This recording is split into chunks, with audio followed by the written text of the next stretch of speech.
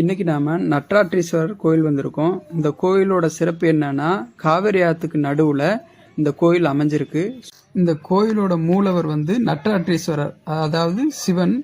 தாயார் நல்ல நாயகி, வாதாபி, வில்லவன் அப்படிங்கிற 2 அரக்கர்கள் இந்த பகுதியில் வாழ்ந்துகிட்டு இருந்தாங்க. அவங்க சாப்பிட்ற சாப்பாடா மாறி அவங்க வயிற்றுக்குள்ள போய் வயிற்ற கிழிச்சு வெளியில அப்புறம் அவங்களே சாப்பிட்றது தான் இந்த 2 அரக்கர்களோட வேலையா இருக்கு. அந்த அகத்தீஸ்வரர்கிட்ட கொண்டு போய் கொடுத்து பேசி சம்மதிக்க வச்சு சாப்பிட வைக்கிறான். இதை திருஷ்டியில கணிக்கிற நம்ம அகத்தீஸ்வரர் அப்படியே செமிச்சிடணும் அப்படின்னு சொல்லி வயிற்ற தடவிடுறாரு. அப்படியே அவனை செமிச்சு போயிடுறான். இந்த தோஷத்திலிருந்து விடுபடுறதுக்காக இந்த இடத்துல அகத்தீஸ்வரர் இந்த மண்ணிலேயே சிவலிங்கம் செஞ்சு சாமி கும்பிட்றாரு, பூஜைகள் பண்றாரு. அதுக்கப்புறம் இங்க மண்ணா இருந்த சிவலிங்கம் கல்லா மாறிடுது. இந்த கோயில்ல படகு சவாரி வசதிகள்லாம் செஞ்சு கொடுத்துருக்காங்க. ஒருத்தருக்கு